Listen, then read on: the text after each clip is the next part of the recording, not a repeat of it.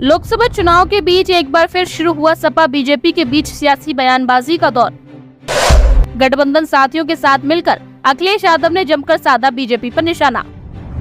BJP को लेकर ये क्या बोल गए सपा सुप्रीमो, अब शुरू हुआ एक और सियासी बखेड़ा।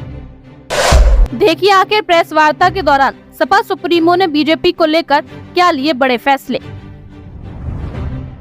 दरअसल लोकसभा चुनाव के 5वें चरण से पहले समाजवादी पार्टी के अध्यक्ष अखिलेश यादव ने भारतीय जनता पार्टी पर जोरदार हमला बोला है।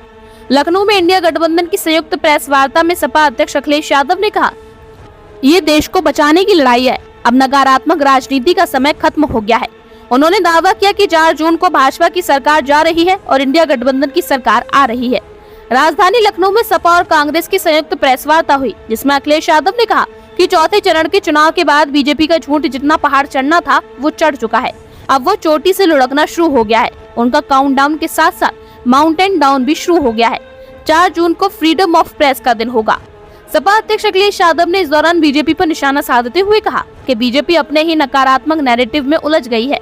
10 साल दिल्ली की और 7 साल यूपी की सरकार में उनकी हर बात झूठी निकली और उनकी बूथ कमेटियां लूट कमेटियों की तरह काम करने लग गयी। आने वाले समय में देश के 140 करोड़ की जनता बीजेपी को 140 सीट के लिए भी तरसा देगी। बीजेपी का रथ फंस नहीं गया बल्कि धंस गया है, इसलिए उनकी भाषा बदल गई है। अब नकारात्मक राजनीति का समय खत्म हो गया है। अखिलेश यादव ने कहा कि बुंदेलखंड के लोग भाजपा को खंड खंड कर देंगे, वहाँ पर भाजपा का खाता खुलने वाला नहीं है। इंडिया गठबंधन यूपी में 89 सीट जीत रही है, बस वाराणसी में लड़ाई है।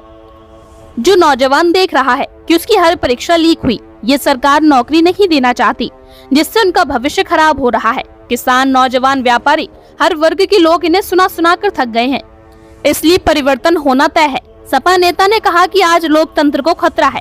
ये लोकतंत्र के पीछे तो पड़े ही है, हमारी और आपकी जान के भी पीछे पड़े हैं। जो वैक्सीन हमारे शरीर में चली गई, बताइए उसे ये कैसे वापस लेंगे। हर संस्था को इन्होंने खत्म कर दिया, इसलिए देश की जनता लोकतंत्र को भी बचाएगी और बीजेपी को भी हराएगी। बहुजन समाज पार्टी के लोग जो संविधान को बचाना चाहते हैं, वो इंडिया गठबंधन की मदद करें, जिससे देश को मजबूत किया जा सके। ब्यूरो रिपोर्ट, राष्ट्रीय त्याग।